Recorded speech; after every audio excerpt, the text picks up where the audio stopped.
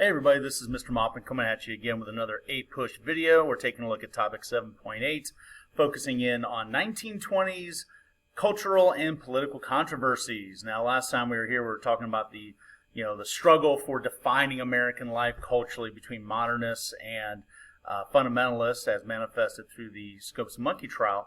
But something else that is going to be kind of seeing like a clash of values is going to be the emergence of prohibition. Now, remember, temperance movement advocates, and in recent years, spearheaded by the actions of the progressives, had for many, many years advocated the outlawing of alcohol due to the idea that alcohol creates poverty, it creates violence, it is unchristian, etc., etc.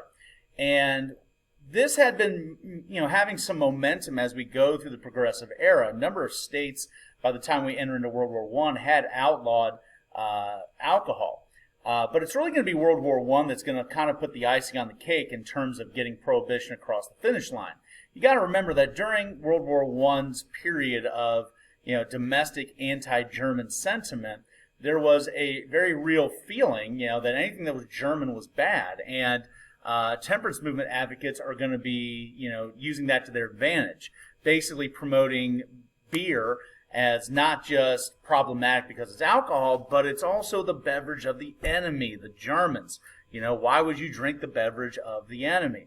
So when you kind of add that final component to it, that's going to allow, at the end of World War I, the 18th Amendment to be ratified, which is going to usher in prohibition. Now, one of the things you got to understand about the language of the 18th Amendment is that it, first off, allows for Congress to create legislation to, limit alcohol, and it focuses in on the power to be able to outlaw the manufacturing, the distribution, the sale of alcohol, but note what's not outlawed: the consumption of alcohol, and that does make a difference.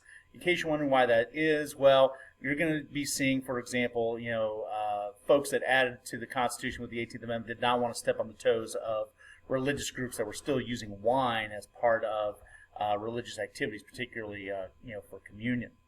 Now, anyhow, once the 18th Amendment is ratified, we do see the Volstead Act be passed promptly by Congress, which will give the federal government the ability to enforce the legislation.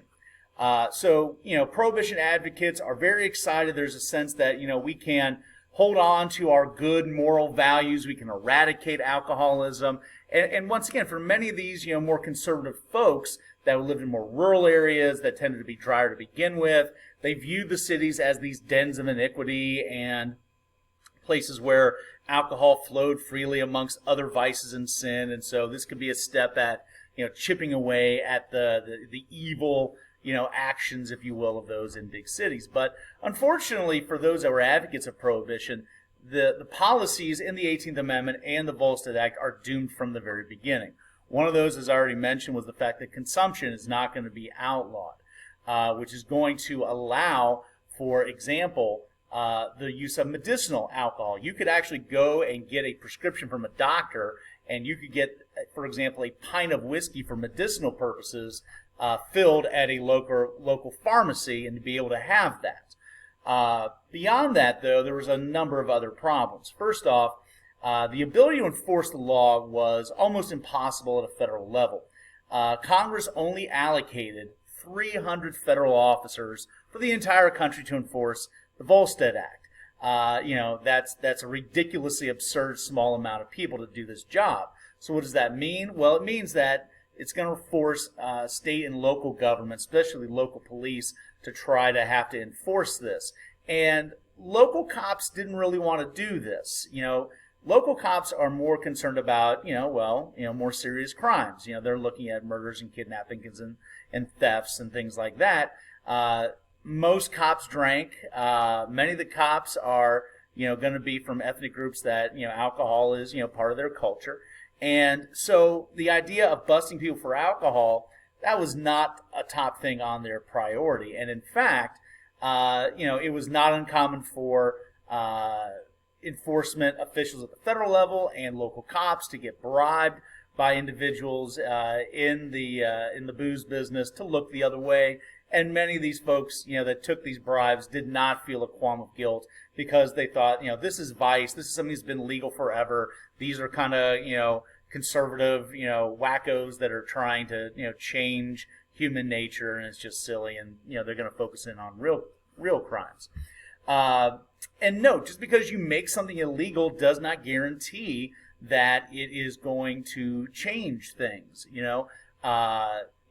When the Volstead Act is passed, it shuts down what you would consider to be legal breweries across America and legal distilleries across America. In particular, Cincinnati was one of the biggest producers of beer across America, a lot of it lending itself to Cincinnati's German heritage. Those are going to get shut down.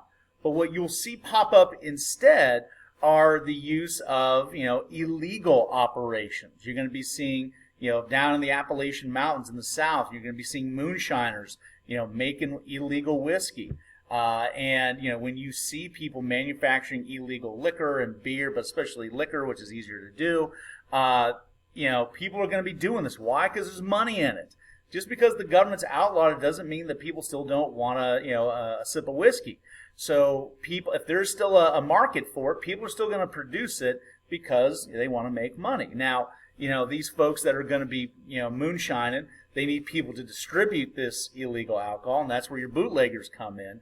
These are the folks that will load up their cars or load up their ships or wagons or whatever and move the illegal alcohol. And note, another reason why this is going to be so problematic to be able to enforce prohibition is that just because we outlaw alcohol doesn't mean that the rest of the world outlaws alcohol. So you still had, Canadian whiskey that could be bootlegged across the border. You had Mexican tequila that was bootlegged across the border. You had Caribbean rum that was put on ships and bootlegged into the United States. And these folks that are doing these bootlegging operations, they had enough money to be able to have cars and boats that tended to be faster than what law enforcement could use. So it was kind of a joke trying to stop the bootlegging operations. Then you also had speakeasies that existed. Speakeasies were secret, illegal underground bars that existed. They got their name from the fact that they are secretive. If you found out about a place, obviously you didn't find out about it in the telephone book. It wasn't on a billboard or anything advertised because it was illegal. So you heard about it from word of mouth. And so the term speakeasy comes from the idea of, okay, well, you heard about this secret place, speak easy. Be careful who you tell this to. If every Tom, Dick, and Harry knows about this place, it's probably going to get shut down. So that's where that term comes from. But you would go into these speakeasies. Some of them were, pretty rustic looking, not much there. But others were really fancy, and they had, cigarette girls, and they had, jazz being played by live bands, and so it just kind of catered to whatever socioeconomic demographic they're looking at. But speakeasies were everywhere. Now, beyond that, you also had, folks even in governments that still were using alcohol. Warren G. Harding, President of the United States in the early 20s, he still had his weekend poker parties, and scotch flowed freely. Most members of Congress were now getting illegal alcohol than before. So a lot of the drinking habits aren't changing too much. It's going to go down a little bit, overall alcohol consumption, but not by a dramatic amount. But here is what's going to change, though, is that when you take a business and you transition from being a legal business to an illegal business, well, that's when you're going to get people like, this guy right here involved. This is Al Capone, one of America's most notorious gangsters, coming out of the city of Chicago. And Capone is going to corner the alcohol business in the city of Chicago. And when you have gangsters taking over these businesses, they use very different tactics to try to outdo the competition than you would see in normal legal business practices. These folks would use violence, intimidation, all sorts of things to try to corner the market. And so alcohol is now going to be placed in the same category as prostitution and gambling and all sorts of other vices that shady gangsters are now going to be involved in. So despite the best efforts of trying to, clean up America and get rid of alcohol and try to make America a sober, more productive, peaceful place, harmonious place, it's going to be a disaster. American behaviors aren't going to change that much. The impact of gangsters in the business is going to be problematic. Most Americans, do not like the idea that now you're a criminal if you actually like alcohol, want to consume it, and you want to purchase it, etc. So it's a very noble social experiment, but unfortunately it's going to come up quite a bit short. And by the time we get into the early 1930s and the Great Depression is at its worst, there's one thing that would, kind of alleviate some of that pain, so to speak, and that would be, bringing alcohol back legally. And FDR is going to spearhead that with the 21st Amendment being ratified, which is going to be the only amendment that exists in the Constitution that repeals a previous amendment. So the 18th Amendment's still there. All the 21st Amendment says is that the 18th Amendment is repealed. So after 14 years, Prohibition is a disaster, is a failure, but it is also indicative of the times, the clash of cultures for sure. All right, that's Prohibition. We'll see you next time.